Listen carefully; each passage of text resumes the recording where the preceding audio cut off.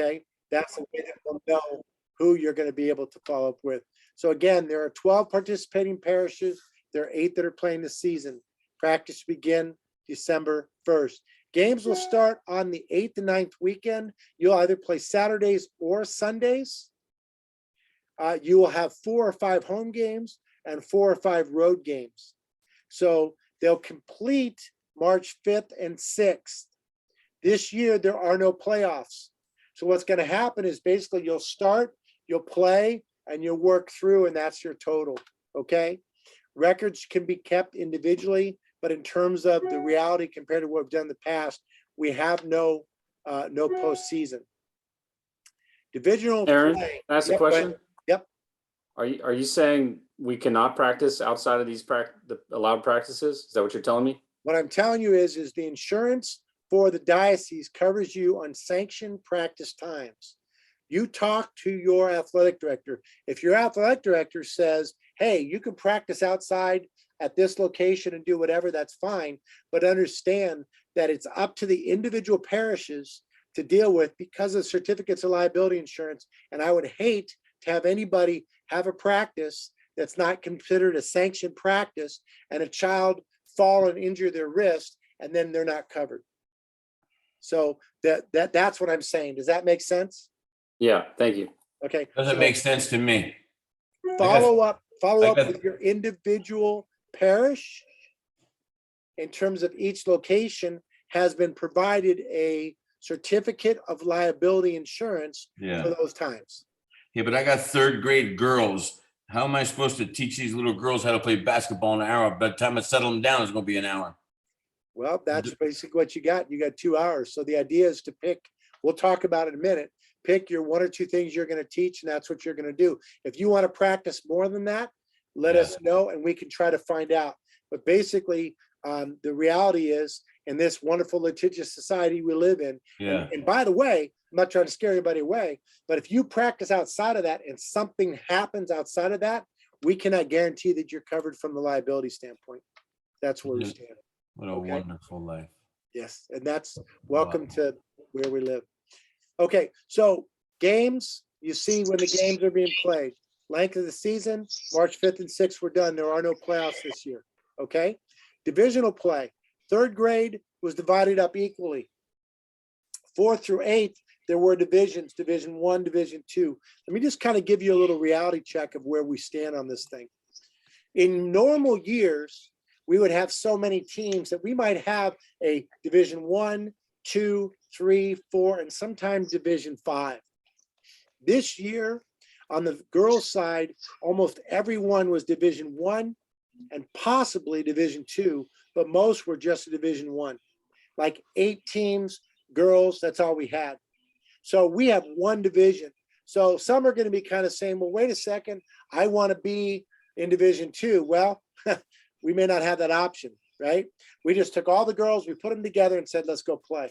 So we decided to make as large a divisions as possible, possibly 8. So if there's a couple of really good teams and a couple of teams that aren't very good, at least they have the opportunity in the mix to play against something that resembles as quote unquote competitive last recreation as possible. Does that make sense to everybody?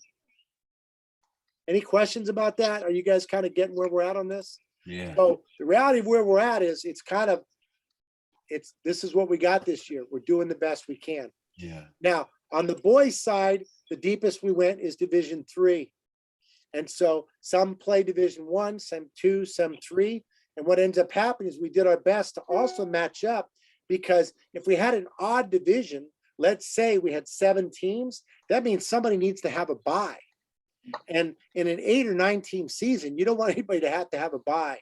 So we did our best to keep everybody together to let them play. 3rd graders, it was simple. We just took and said, okay, there's 30 rough number teams in the boys and 18 in the girls. So we'll break them up in divisions and they go play ball.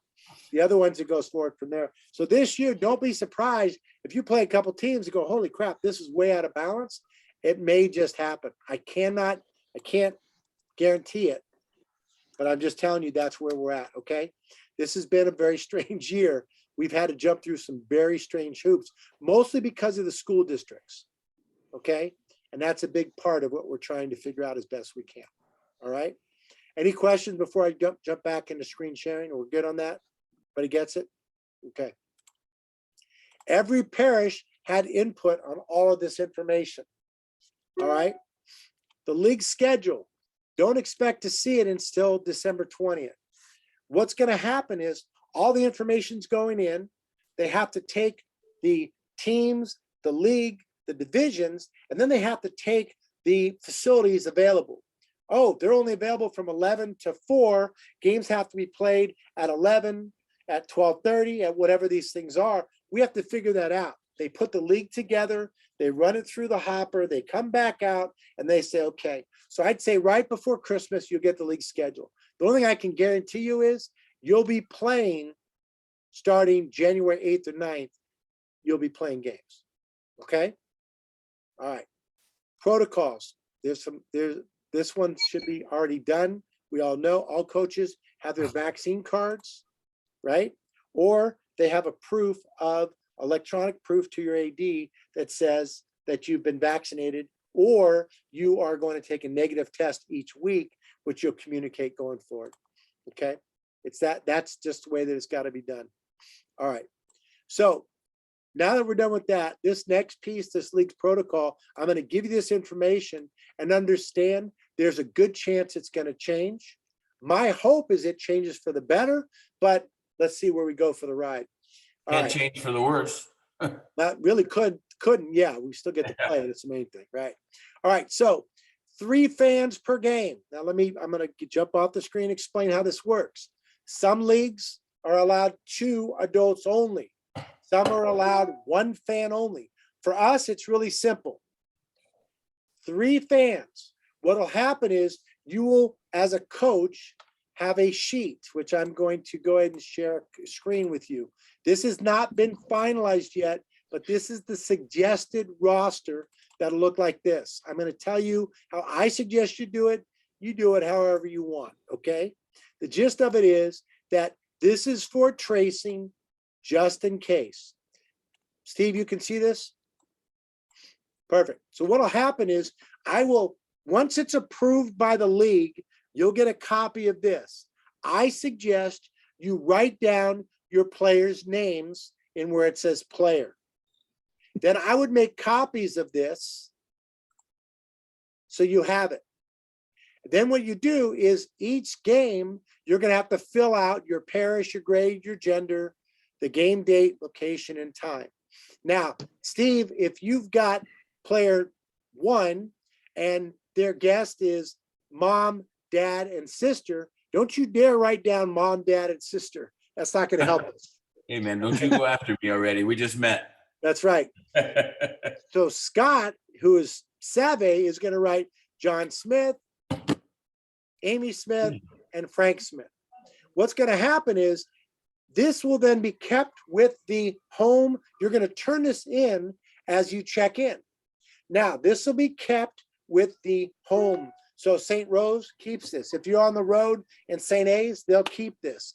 If there is a COVID incident, the game before, the game during, or the game after, then these people will be notified. This will be sent to the athletic director. The athletic director will then reach out to you, and you will notify the families and say, hey, this is who at the game. Let them know there was a COVID incident. Okay. Any question? This is the simplest way I could do this. Are there any questions on this? Please say no, but maybe there are. No, because that's pretty good. You did good there. I'm trying to make it. Yeah. I have 31 leagues I manage in all these different cities. This is an interesting one. We got stuff going here. By the way, don't message me your information. Send the email because I'm going to hit reply, and that way you'll get all this stuff. Okay, electronically. Thank you. Okay, moving on.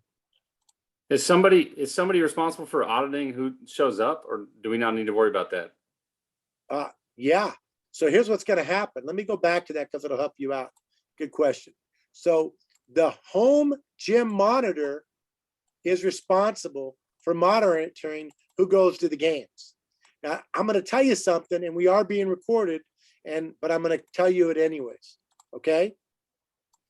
If you go to the game, there are 3 fans per, okay? So we go to the game and Jeremy, you're there and you're saying, well, wait a second. My player, Sarah, only has mom and dad. No problem, fill out mom and dad. Now, Susie has mom, dad, grandpa, and grandma. Well, wait a second, you're only allowed 3 fans. You didn't hear it from me, but you could put that theoretically in guest number 3, making sense, right? Yep. That would fill that in. But you will have no more than 3 fans logged in per player. Does that make sense to everybody? Yep. Okay, because the size of the gyms vary. If you're at Santa Rosa and you're at a big gym at over at Maria Creel, we could have 150 fans, no problem, right?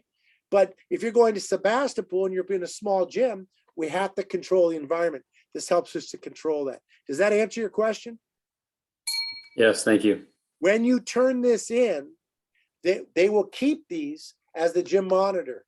And that means that every week we'll have these.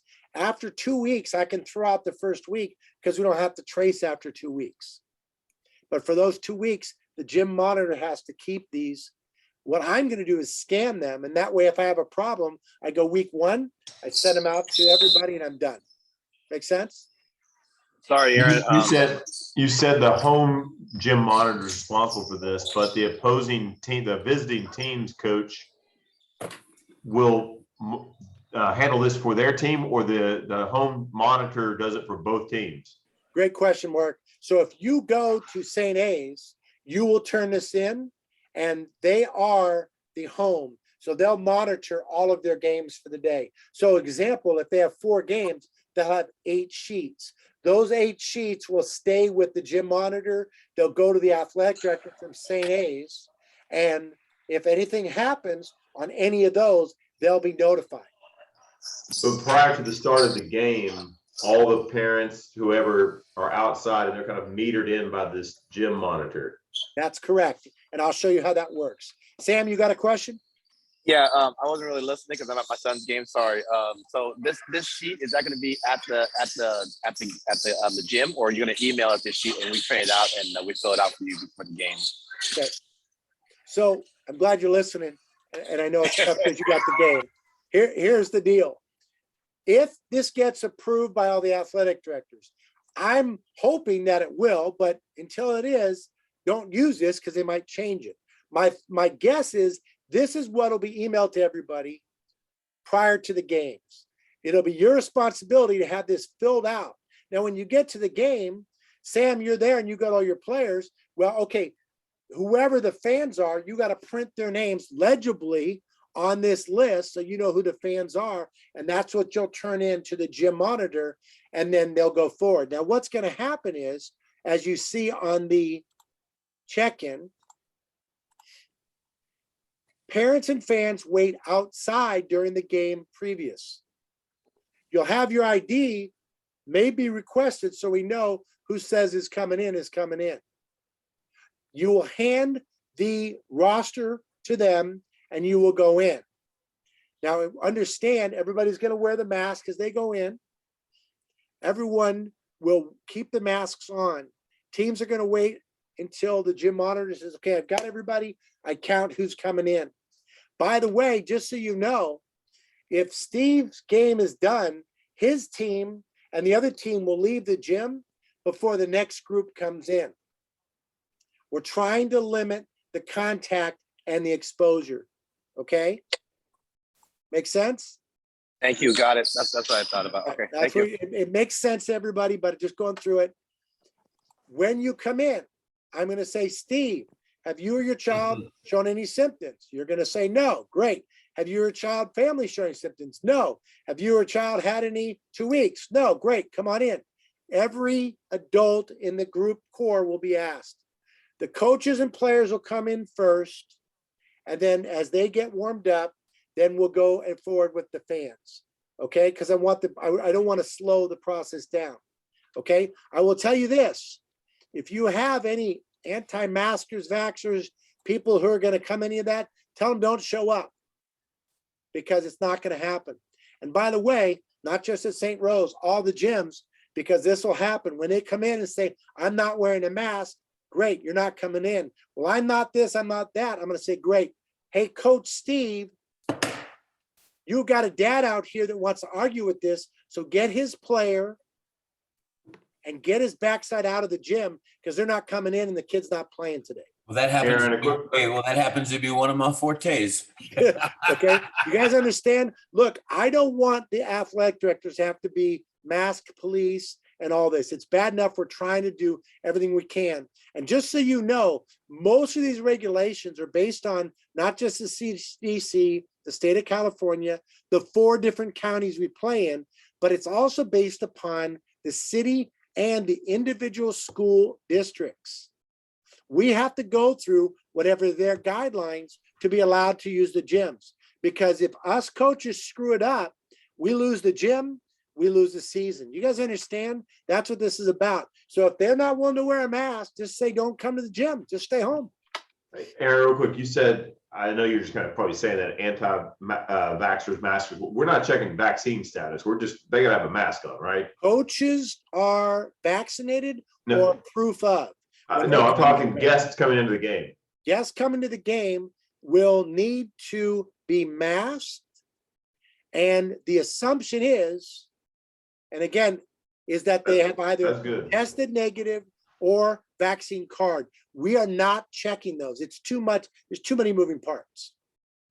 But I'm telling you, if that's what they're coming to the gym and they're bringing signs, I'm anti this and that, they're not coming to the gym.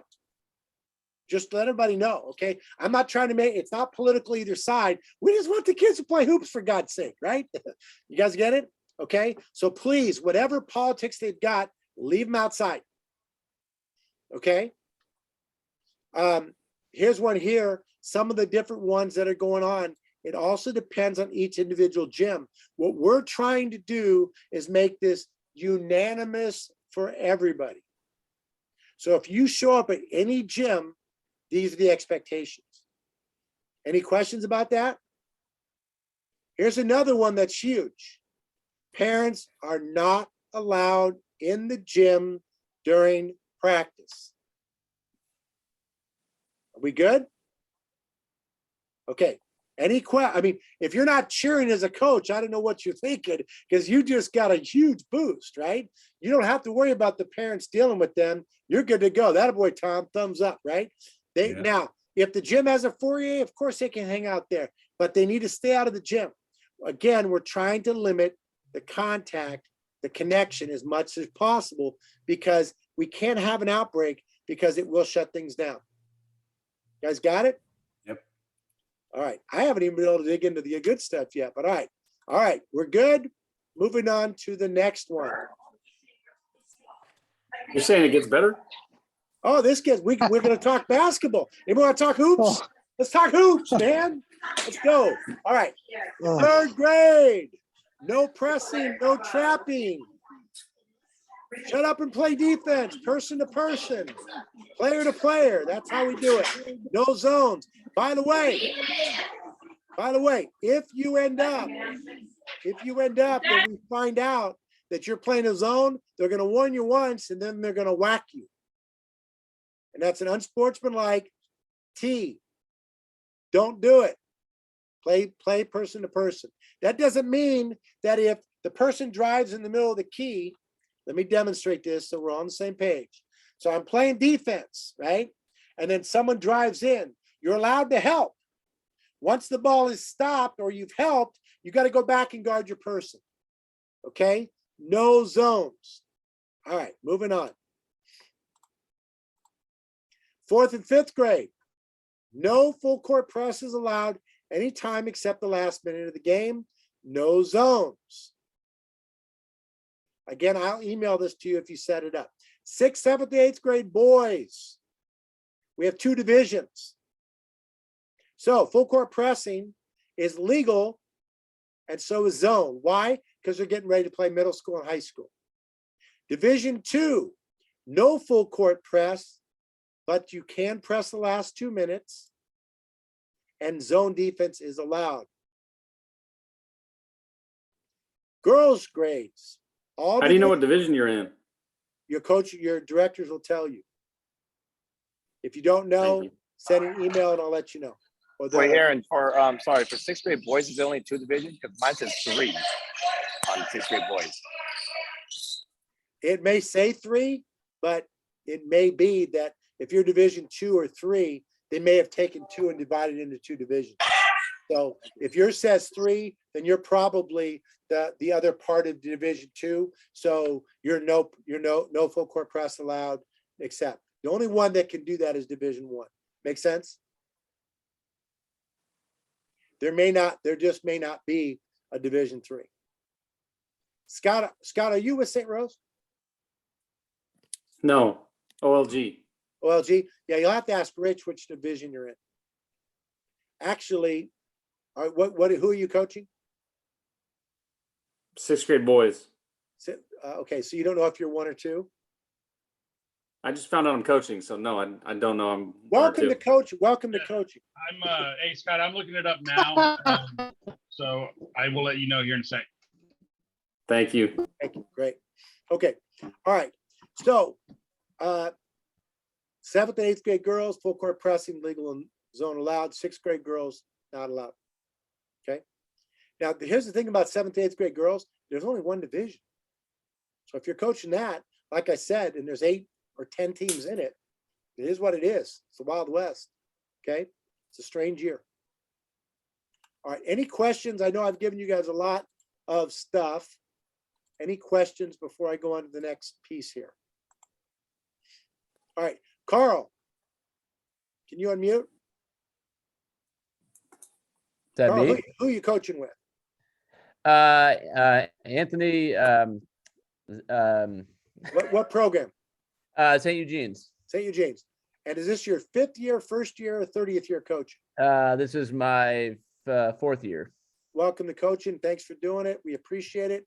What have you heard today that is the biggest takeaway for you right now? I was just making sure I knew about the full course press and all, and just getting the people organized, getting them into the gym, and making sure that stuff's all taken care of, and also having the parents not being allowed at the practices. Yeah. is Okay. nice. Good. Yeah. All right. Mark, please unmute. Mark McWilliams, why don't you tell me one thing that's your takeaway? Well, I think just the organization of trying to get people in will be interesting to see how that goes. I got it, but just kind of seeing how that goes will be fun to watch. And then the parents at practice was also great. It's a good one. That's a good one. And last one, Clay, before I move to the next thing, give me one takeaway you've got that's your biggest takeaway for things so far.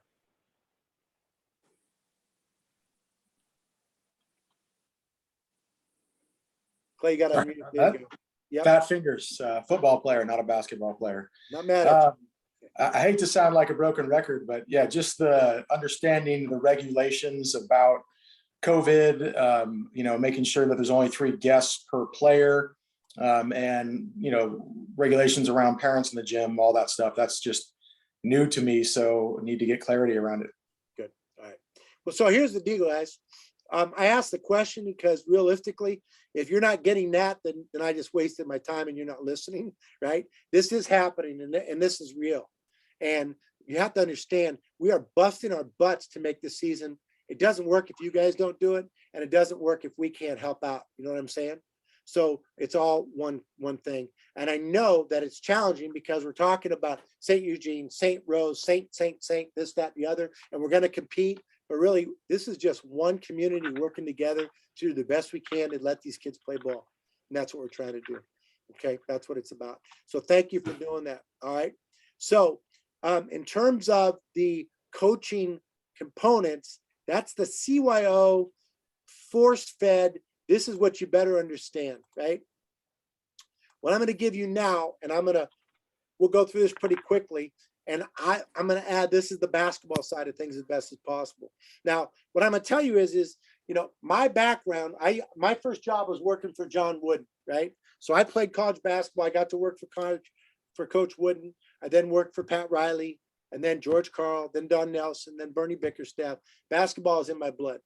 The coaching side of things, what I'm going to give you, these are things that I've stolen from all those coaches of all these years, coaching my kids all the way through. And then, of course, running programs and this. So here's the deal. This experience that we're going through is very important that you make this your experience, but understand that I realize the number one most important thing right now, most of you are coaching either your own child or your own grandchild. The relationship between you and that child is more important than any win or loss this season. Okay? We have to understand what you're competing. When I first got to coach with Magic Johnson, you guys know the name, of course, right? And so we're down at Cal Lutheran down in Thousand Oaks. What is it that we're doing this season? What are we trying to accomplish during the summer camp? And he said, win kids. We're like, win kids. He goes, yeah, the deal is your job is to do everything you possibly can to help to win kids. So we talked about that. And the gist of it is that we wanted to make sure the kids stayed safe, had so much fun, and learned so that they would want to keep playing basketball. And realistically, that was 1983. Guess what? I'm still preaching the same message. That's what we're doing. Okay. So your job, I know it's going to be, we're going to compete. And Mark, what program are you with? St. John's. Boo, we're trying to kick your butt, right? When we play you. But other than that, man, it's all love, right? It's all about these kids playing ball, anything we can. And kids need role models more than they need critics. Right now, I'll get on a soapbox. I'm a featured speaker for BSN Sports. I work with the Aspen Institute. I work with different organizations and groups to try to help bring kids sports back to recreation and kids. 78% of what your kids hear every single day is a direction or a correction. Mark, since I was talking to you, what is your child's name you're coaching? Pierce. Pierce, time to get up, buddy. Pierce, come on, eat breakfast. Pierce, rinse your bowl out, put it in the sink. Pierce, go brush your teeth. Hey, Pierce, get your jacket. It's raining outside. Pierce, where's your backpack? You got your homework? Good. Pierce, sit down and buckle up. Good job, Pierce. Okay, at school. Pierce, sit down. Pierce, I need you to show your work in math. Pierce, it's time to go to the next class. Pierce, I need you to double space in English. Pierce, hurry up after school. We got to get you changed for basketball practice. Pierce, we got to get your sister to piano lessons. Pierce, we're picking you up. It's time for dinner. If it's we're eating on the way home, right? Sit down and eat dinner. Pierce, hurry up, take your bath. Pierce, get your homework done. Pierce, it's time for bed. Does that sound like Pierce's life? In a nutshell. When does Pierce get to be a kid? And I'm not picking on you. I'm just telling you, that's what our kids are facing. That was pre-pandemic. There was a study done that showed 78% of what kids hear every single day between the ages of 4 and 14, every single day. You know what? Mark, I don't know about you, but after school, you know what I did? I went and played Steve a game. We invented games. Steve and I, we would play a game called Dodge the Rock. He'd throw a rock at me and I'd throw it back and we'd dodge it. It was fun until one of us got hit in the head and we go, okay, let's play a different game. Right, Steve? And you know how we pick teams? We go, okay, ready? Here we go. Hey, dude, I don't want Lumpy today. Well, you're stuck with Lumpy. Okay, then I get the next first 2 picks, right? And then we do this, a little bit of this and some of this every now and again. But we figured it out. And guess what? We are who we are. Our kids are not getting that experience. Through sport is the truest and purest place that our kids get the chance to deal with these things. Hopefully not this, but they have to learn to deal with success and failure. Please do not get to a place where we're making excuses for losses, we're blaming officials. Instead, focus on the value and the lesson that we all learned by getting beat 42-8. It sucks. So what are you going to do? Blame the referees, blame the coach, or find a way to hopefully get better, right? So that's part of the process, because in the Catholic Youth Organization, what we're trying to teach through CYO basketball is the life skills. In the handbook, there's going to be little pieces. The philosophy, right? A man or woman never stands as tall as when he or she stoops to help a child. All right, do your best. You're not doctors. You don't play one on TV. Do your best to help out. Deal with what you can. This year, parents' pressure. Right now, on average, 61% of kids that sign up to play sports quit after just 2 seasons because it's not fun anymore. Too much pressure to be successful. Do yourself a favor. Communicate with the parents. Keep things in line. There will be a prayer pregame. The prayer pregame will not be holding hands. They'll be spread out. If you're the home team, you or a member of your team will read the prayer. There may also be a COVID statement. All right, three-pronged approach. What I've found over the years in coaching and teaching youth sports is this. If we can get the players, the coaches, and the parents on the same page and realize that it's a blessing to get to play this game, then we're going to be fine. What I suggest you do, if you want, I will email you, send me the email. I'll send you an email of a pre-season email to send out. And it says this: hey, my name is Samir. I'm a real estate agent in Santa Rosa. No one coached the kids this year, so I stepped up to do it. And my philosophy is that the kids have fun. I played basketball in 2nd and 3rd grade. I haven't played sports since, but guess what? I'm excited to coach your child, and we're going to have fun this season. If you got any questions, let me know. As my coach, I control when, where, and how long any conversation lasts. And the first conversation about anything dealing with your child will not happen in front of the child. Make sense? Okay? Because that conversation cannot break down your authority. In the old days, Steve, when your coach said run through the wall, what'd you do? Right through it, baby. Run through the wall, baby. Nowadays, if you said run through the wall, you know what they'd say? Lock him Whoa, up. that might hurt. And by the way, my dad's a lawyer. Yeah. The game has changed. So we have to make sure how we communicate and what we communicate.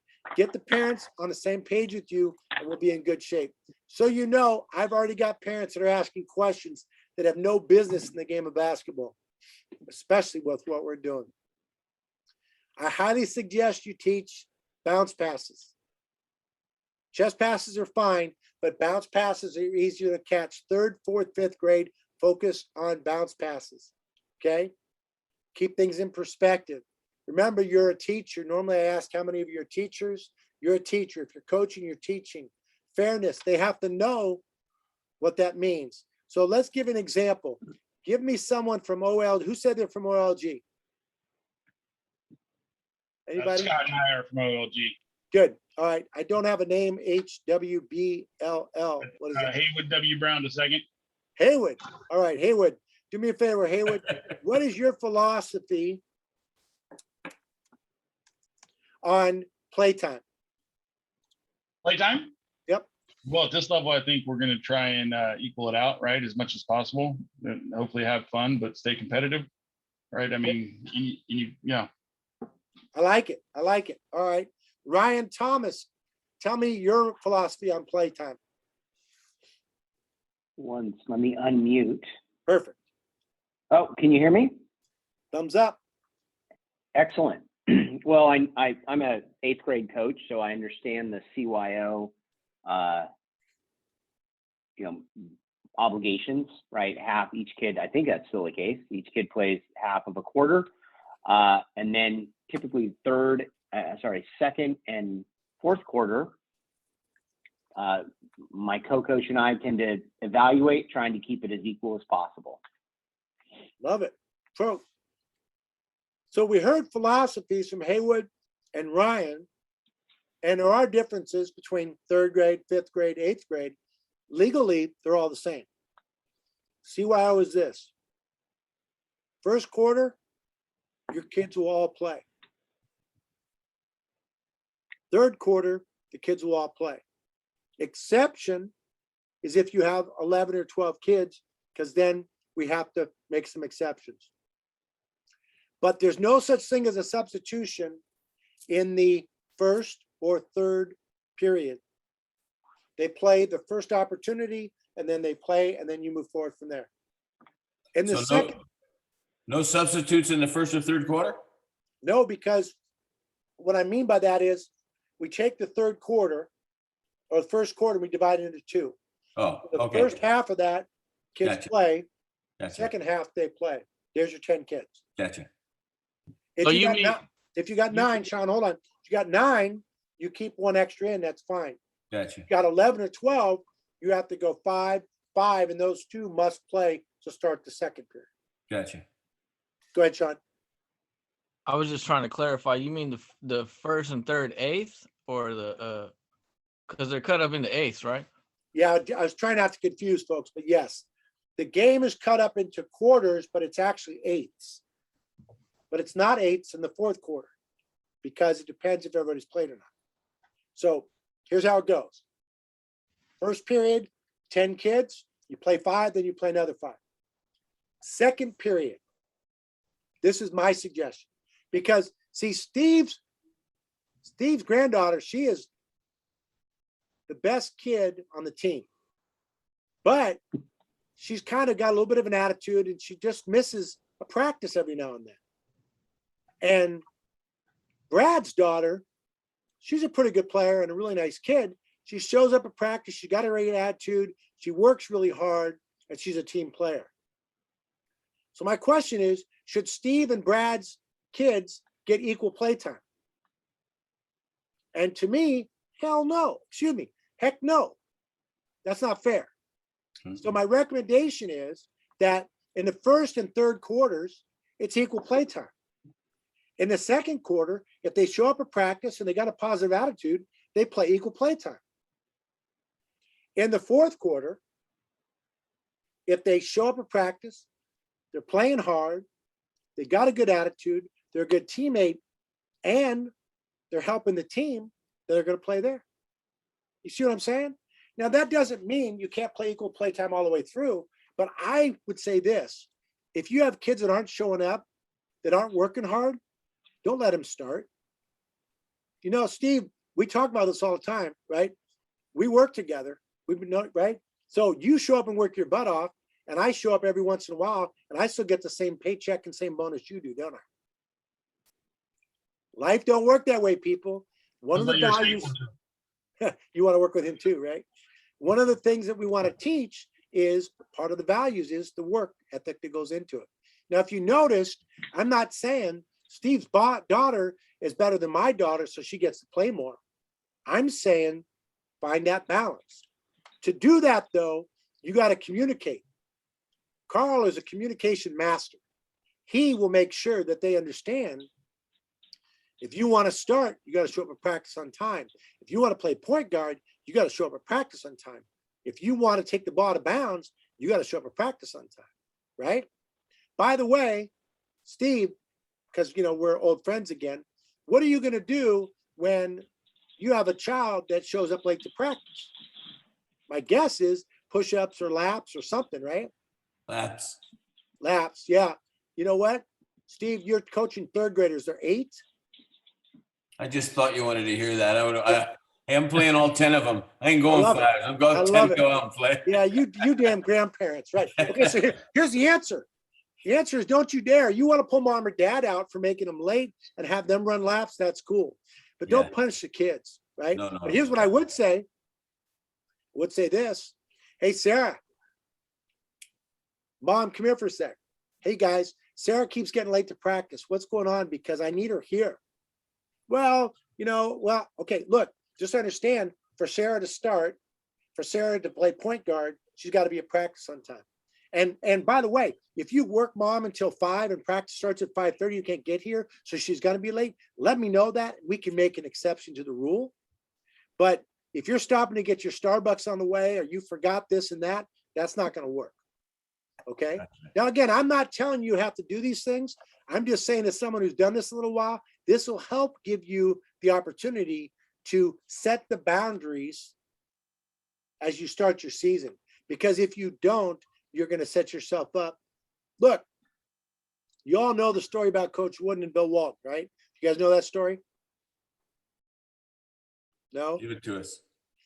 Coach Wooden said you had to be clean shaven and your hair above your neck.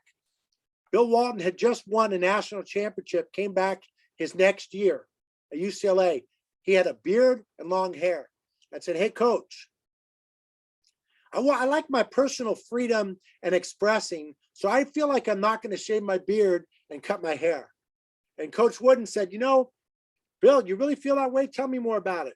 Yeah, I feel very strongly about it, and I love that. I want to have the freedom to do it. He says, Bill, if you feel that strongly, I respect it and I value it. We're going to miss you. He was willing to let the #1 player of the nation leave. So guess what happened? They'll show up at practice the next day with a haircut and a shave, God bless. right? Good. We need that again. So I'm not saying go to the extreme, but you set your rules for the team, understanding your boundaries. Our kids need this, okay? Our kids need for you to find a way to set them up for success. Make it fair. When you run your practices, I invented what's called talk, teach, play. We break it into 3 segments. Look, kids want to play basketball for the love of the game. They want to play the game. They don't really care that you want them to learn certain things, although that's all well and good. They want to learn to play basketball based on the fact because it makes them more successful, but they don't really care about what drills you got. First thing they're going to come in the gym and they're going to say, hey, James, when do we get to play? When do we get to scrimmage? Right? So talk, teach, play is based on 3 minutes max explain. This is how you pass the basketball. This is why we pass the basketball. This is when you pass the basketball. And this is for what's in for you if you do it right. That's it. Then they practice passing the basketball. The last piece is important. 3 minutes, 6 minutes, 6 minutes. 3 minutes max talking, 6 minutes max drill, 6 minutes play. When they play, talk, teach, play, shut up. Let them play. If they make mistakes, good. Now, the only thing you'll do is you'll use directions and corrections during the teaching. During the play, just let them play, please. How many of you have played for a coach where they said, okay, it's time to scrimmage, and you go out there and you make one bad pass? What does the coach do? Everybody stop. We got to run. We got to no, because then they're going to want to quit. Let them play. Make sense? Yeah. All right.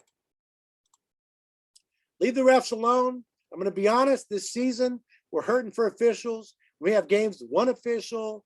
Do your best to just let it go. Okay? I don't know how good they're going to be. I don't know where they're coming from. This is what we got. Talk to officials with respect. Are they gonna give the little girls they're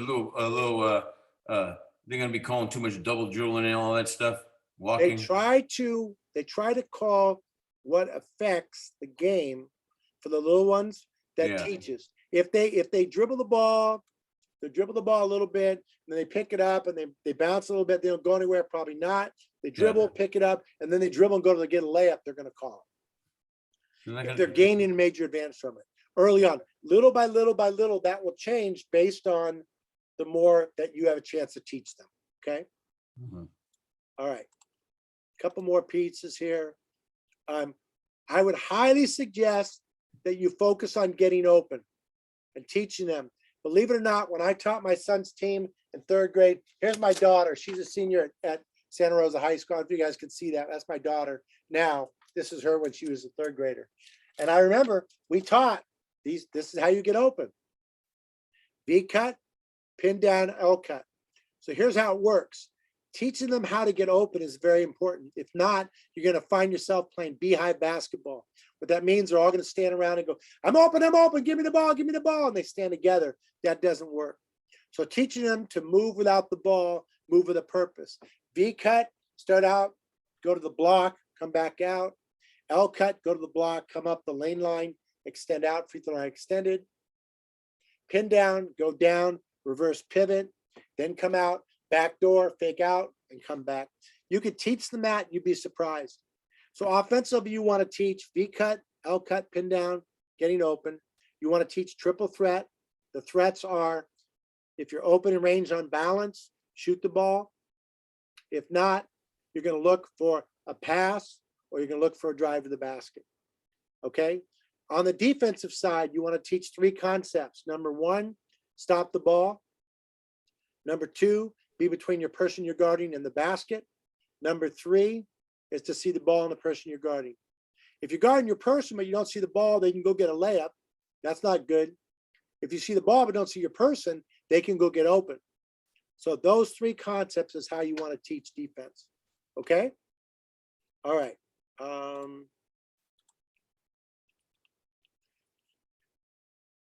As you go through the process of what you're teaching, right? We go through and take a look at it. So Ryan, you're teaching 8th graders, right? So, and again, you'll get a copy of this. I'll email it to you. You should know that they know all of these skills by the time they leave 8th grade. So if you're in 3rd grade, start teaching little by little, knowing that in 4th grade and 5th grade up, you're going to teach more and more. That's how we teach this, okay? That's what we want to teach. All right. Shooting. Are you open? Are you in range? Are you in balance? Shoot the ball. The only thing that I will tell you that I focused on shooting that's important is that, you guys know the name Rick Barry? Of course, of course. He's my kid's godfather, and he's the one that taught my kids how to shoot. So he can shoot a little bit. This is the shooting piece. As soon as possible, get them learning how to use their shooting arm. And the key is going to be to use 75% of the shot comes from the legs.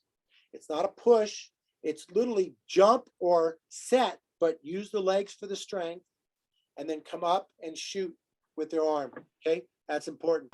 When you release the shot, the follow through, if you can see, have their thumb and middle finger come together. Now, the key that's important on this is to have a passive thumb. If they have an active thumb, let me change this so you guys can see it in the view. That's better. When you have a active thumb, and you can you guys see this ball? Yeah. You could take your hand all the way Yes. out like this. That's no bueno. But if you have a passive thumb like this, and you put it underneath, what happens is you can see that's passive, that's active. By being a passive thumb, then when you shoot and use it, you'll find yourself much easier to make sure that they're learning how, and you want to see the ball spin like this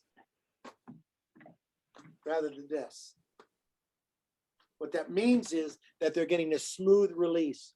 I teach it sometimes just by taking the ball and flipping it up so they can see it, then turning their hand. So here to here to here. And believe it or not, Steve, you can work on that and have them practice that. When we were kids, we used to lay on our backs. Remember, we would do this at home? And I would do that until my ball would fall down and hit the floor, and my mom would yell, "Aaron, go to sleep." And then I'd be, okay, I'm done, right? All day. That's all what we day did. long. Right. Can I ask a question? Go for it. Do the 3rd graders use in regulation basketball? What are they using? So we have a 27.5, a 28.5, and a 29.5. 3rd graders use 27.5. Okay. 4th through 5th use the 28.5.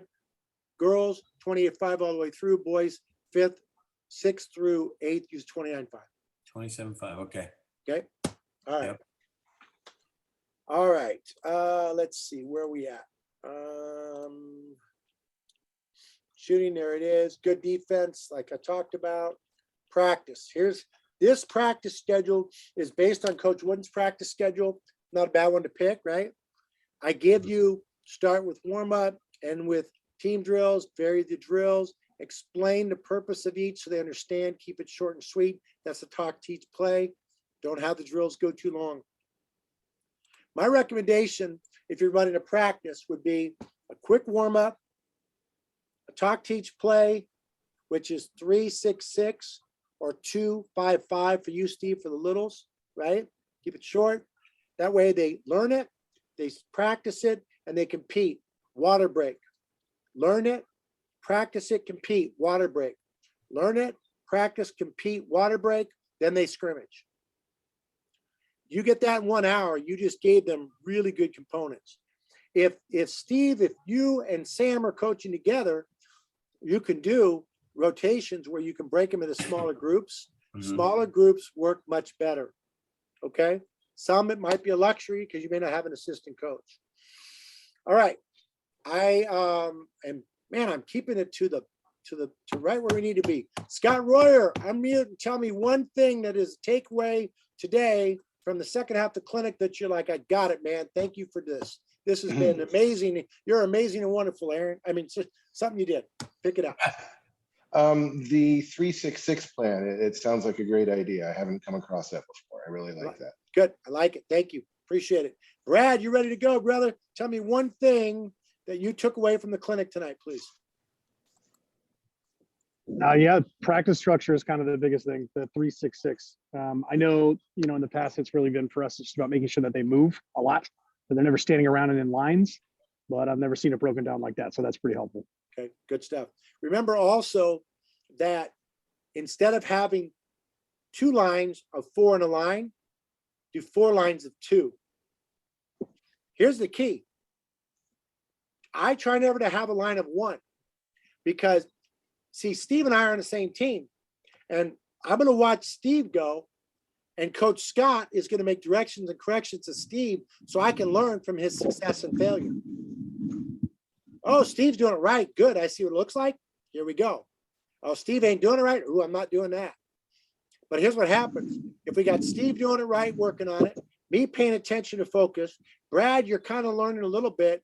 And then we got Scott at the back going, hey, look, there's ceiling tiles that look like, right? We don't want that. Okay. So I would keep that. That's good. All right. Let's go to Mike Griggs. Can you unmute? What's happening, Mike? Tell me one thing you learned tonight.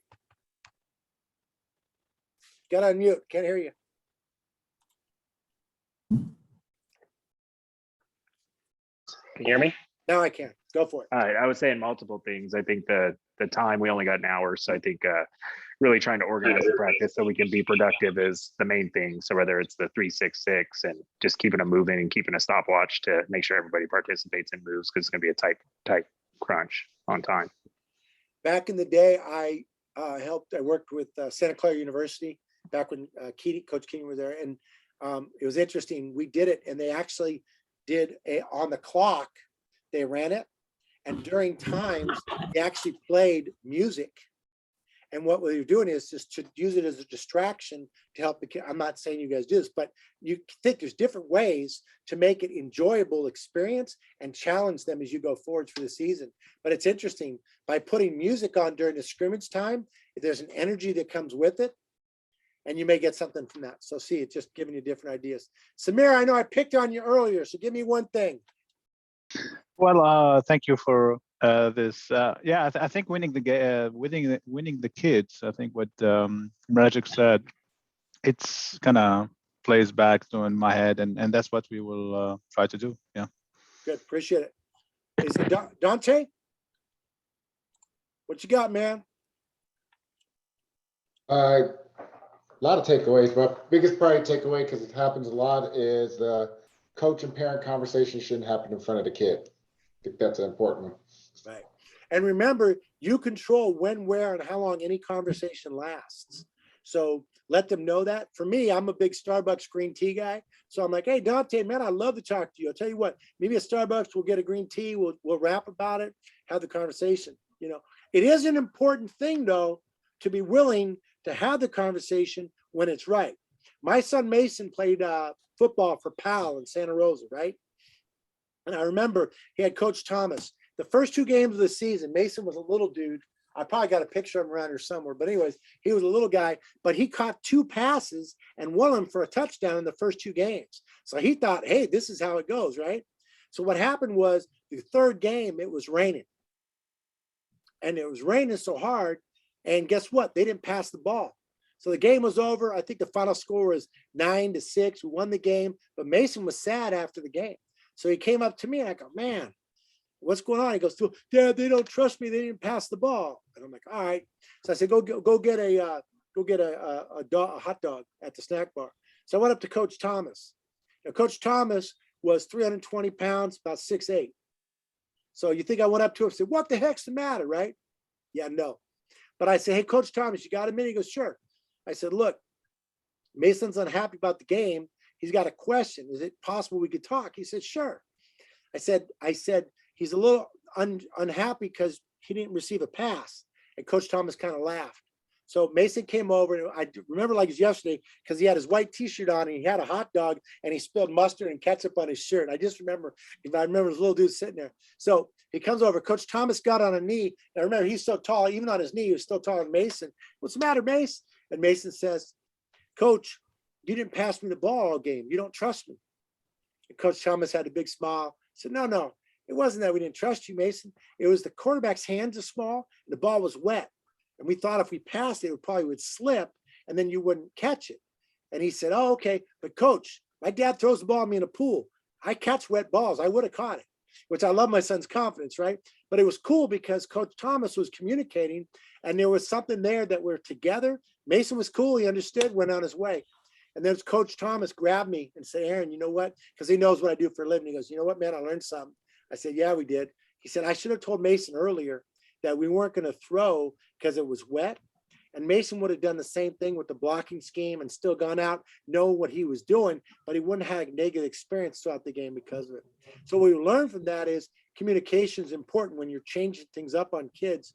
Man, they're smart and they'll get it. Make sense? Cool. All right.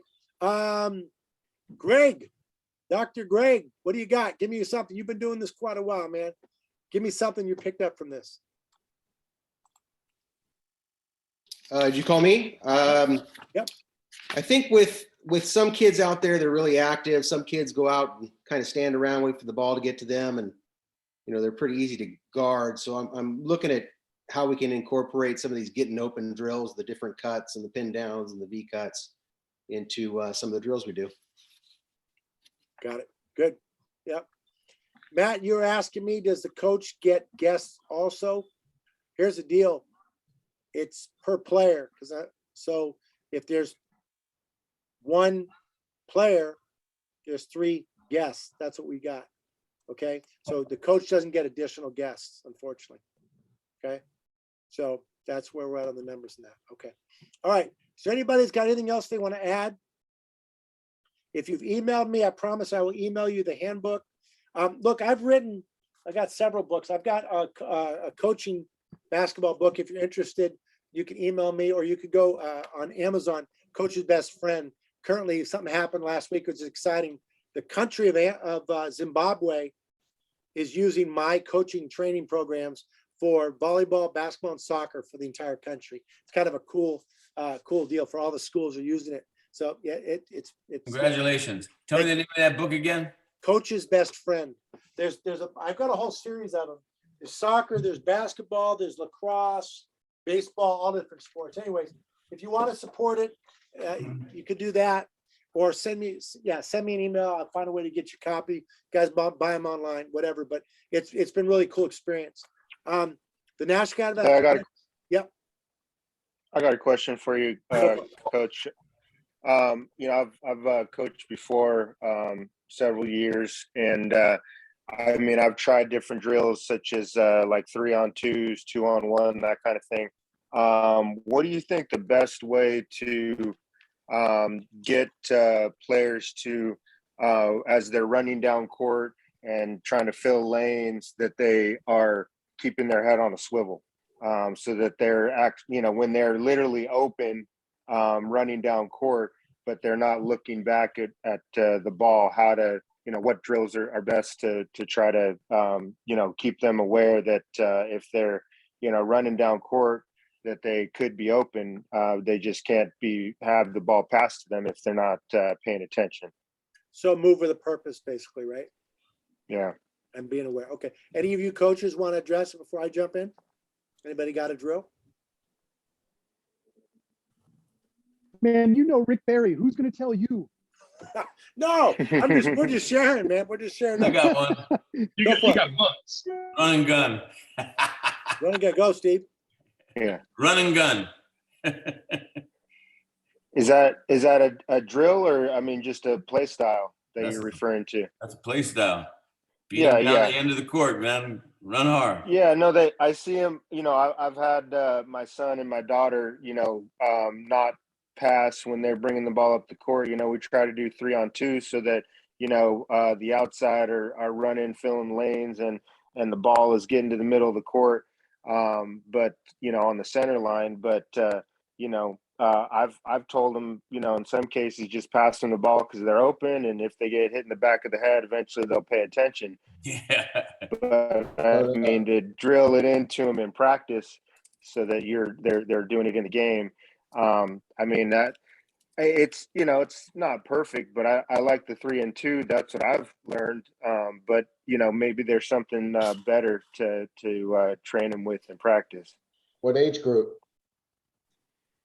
Well, these are just the little guys right now. I Uh, mean, I've coached uh, my son all the way through 8th grade and so forth. Okay. But yeah, I'm just The doing little guys, the I mean, I got stuff for big guys, for the older kids, but little I ones. mean, and maybe it's not even relevant for the 3rd graders. I mean, I'm Oh. sure there's a lot more to work with, but I was just thinking in general if anybody had something. So, Yeah.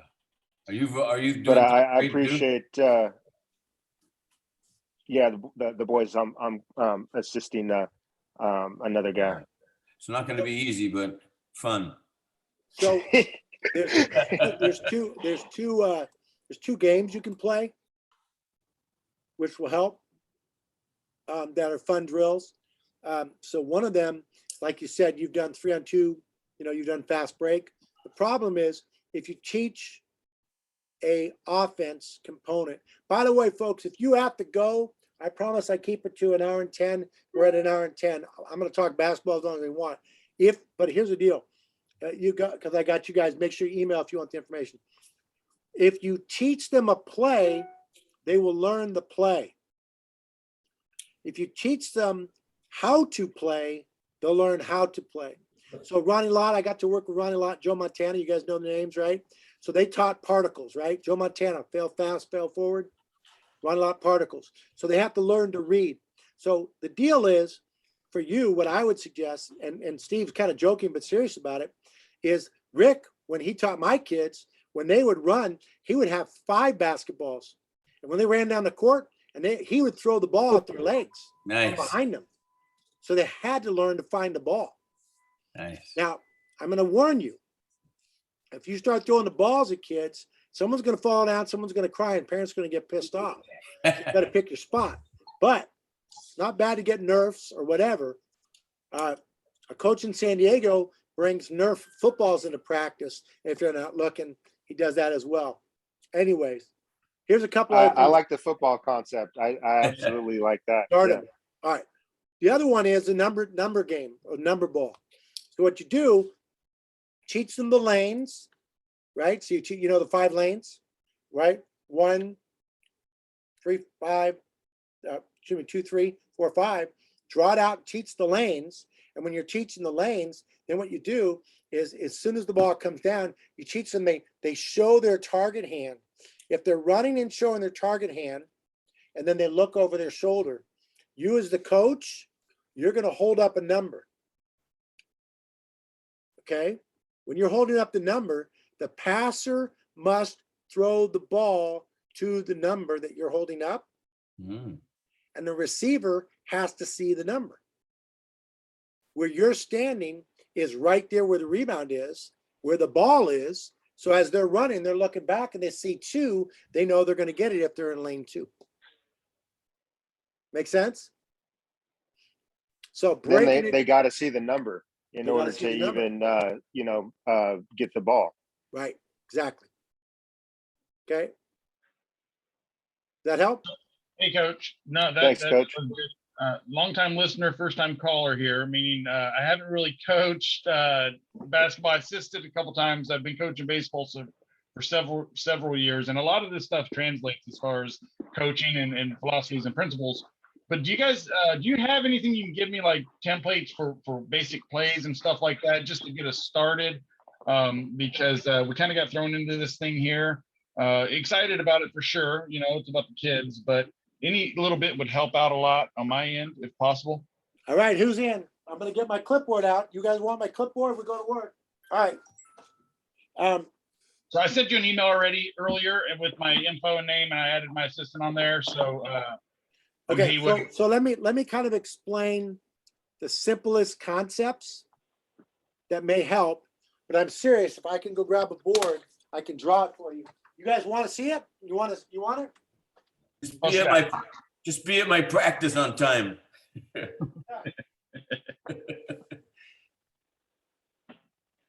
Bradley, where you at? I'm over here, baby. How are you? Fine. I thought that was you. Yeah, I recognize that voice the second I jumped in here, man. Hey, who you coaching? I'm coaching my son. He's 6th grade. Oh, good. Up there in Hillsburg? Windsor. Windsor. Oh, nice. Yeah, man. It was I coached, we did it in 2019, 2020, I actually coached with Scott Johnson, and it was like one of the most fun things I've ever done. There was no way I for was you. doing it again. Hey, bring the So, ribs, huh? Yeah, you got it, baby. You got it. Oh, God. Okay, can you guys see this paper? Pretty simple. Yep. All right. So, because I don't have access, I'm not in my studio. I'm in my office today, so I don't have my normal board. Okay, so that's what we're looking at. When you want to teach, there's a couple of things. Was it Haywood? Is that you were asking, or was it Jeffrey that was asking? That was me, Haywood. All right, Haywood. All right, so a couple of things. One is that I personally believe if you teach the individual pieces rather than a fixed offense, you're going to be much better off, right? So there's 21 different sets you can have in basketball. And of the 21, 15 begin with a bounce pass or a pass to the wing. Okay, so just so we're talking, you need to understand the language of where you're in the court. So as an example, does everybody know where the elbow is? Where the top of the key, where the short corner, where the wing, where the top, Yeah. you know, if you don't know those things, it's fine, but you want to go to YouTube or CBD Bill, go to the web, and there'll be a court diagram, and it'll show you free throw line extended, low block, key, baseline, half court. We're not that dumbed down, but you know, just as far as basic plays at sixth grade level, you know, it doesn't have to be super sophisticated, but something to, you know, compete with, to build off of. Okay. And Haywood, I saw your roster, man. You guys have length and speed. Just throw it ahead, you'll be fine. We do. Yeah, for sure. All right. So here's a sample. That's called the one guard front. You guys see that? Yep. Okay. That's called a two guard front. You guys see that? Hmm. Yep. Okay. So the one guard front means you have a point guard and they're trying to get the ball to the wing. It's a further pass. And then one guard front, if you look, most of the time, where are the open spaces? Mid-range jumpers in here. If you go to a two guard front, depending on where you put your post, the open space is here. So in a one guard front, Haywood, if you got them and you're trying to attack the basket, but you got a post here, a defender's going to be with them. So what you want to think about is, how do you create space? Because we run an offense to get the kids the best shot where they're open and range unbalanced, least defended, correct? So I'm recommending to, instead of doing a one guard front where most teams do, to go to a two guard front. And what you're going to get out of that is you're going to find spaces where they can drive. Now, if your team has a bunch of kids that aren't really aggressive and can't take it to the basket, you may want to run a one guard front and use ball screens where they screen down to get open, where they pass and you come and screen for a pick and roll, or come up and screen high and run there. But basically, those are the two main sets that I recommend for what the basketball we're going for sixth grade down. Does that make any sense? It does. Thank you. The other one that I will recommend is to go to YouTube. Granted, I'm a little bit a fan of Coach Wooden, and go to Coach Wooden's UCLA High Post. They have a simplified version on YouTube, 20-minute video, I think it is. And you can see, because when you run things through the high post, there's all kinds of options with that. It creates space. Some of it's based on passing and cutting, based on individual out of triple threat, based on the ability to run pick and roll. But the whole deal is, without getting too deep, Pat Riley taught me his offense. You guys remember Showtime? Showtime was based on jazz music. His belief was that it's like having 5 different jazz musicians, right? So trombone, drum, bass, guitar, sax, whatever you got. When we're all playing together in the offense, we're all playing the same music, right? Then all of a sudden, the drummer gets the ball and you got to improvise, hit it. And they bust out, they make the play. And then if they get where they get, great. If not, they get right back in the rhythm of the team. So teaching the individual parts, triple threat, cutting to get open. When you get the ball, what's the first thing you should do based on where you are? All those pieces. Does that make sense? Now I know it's kind of a, wow, you're talking NBA players, but I'm telling you right now, we taught it with our little third graders and it worked. I'd also say that if you give them certain goals, which I'm going to tell you right now, when I tell you these goals, you're going to go, you're nuts. And I probably am. Just ask Steve, he'll tell you. Yep. So here's the deal. Goal number one in the quarter was we wanted for every eighth, as you guys understand it, I'm going to draw these out so you can see them. So this is the first half.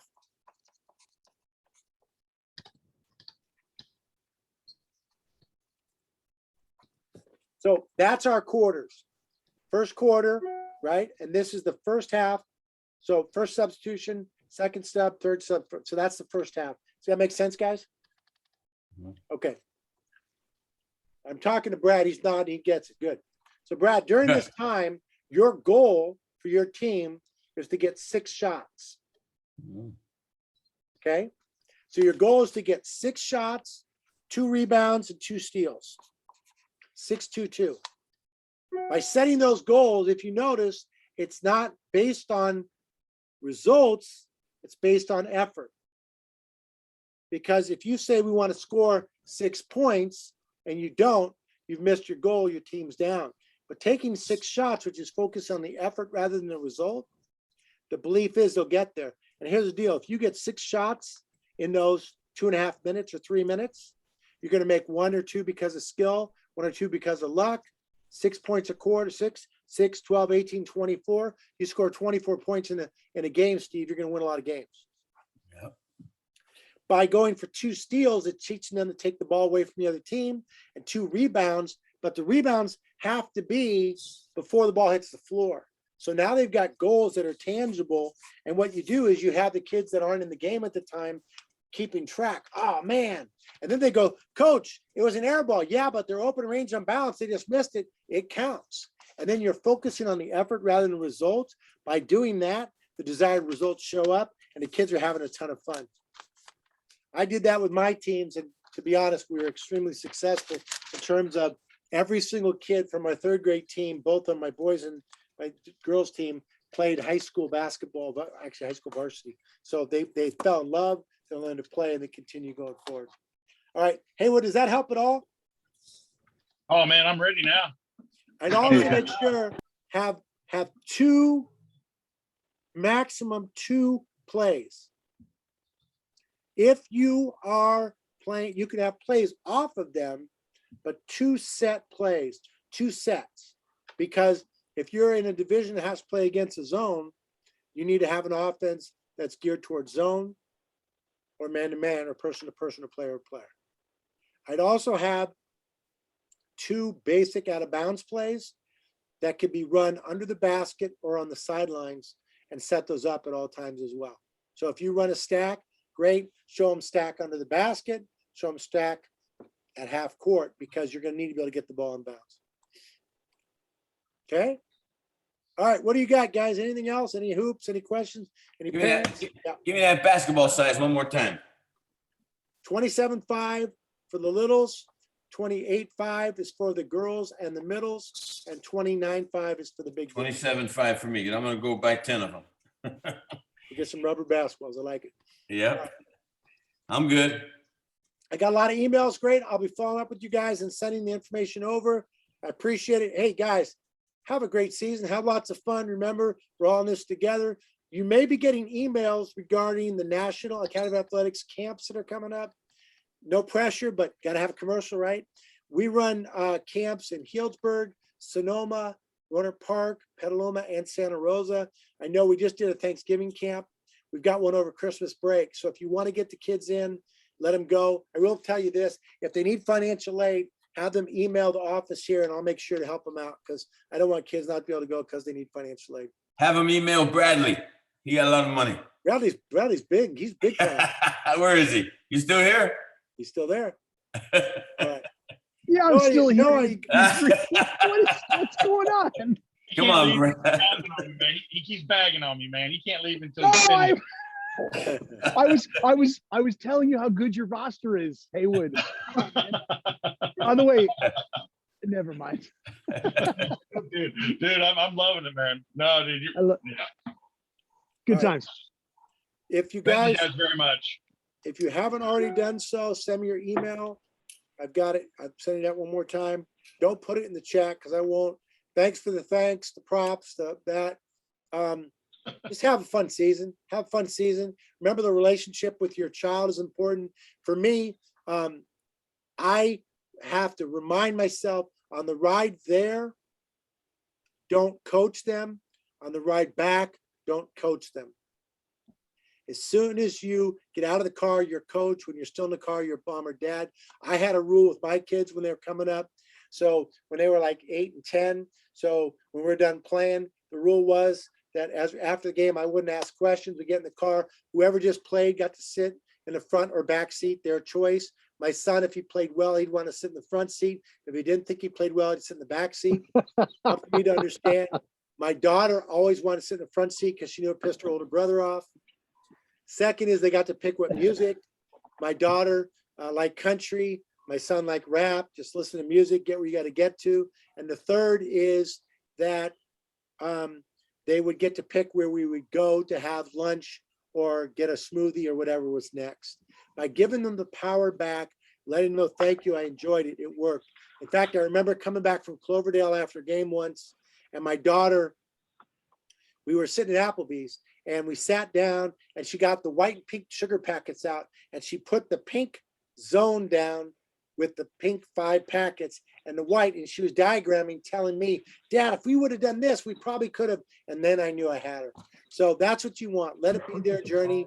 Make sure it's fun, and we're good. And when you come to St. Rose, be sure to come up and say hi, okay?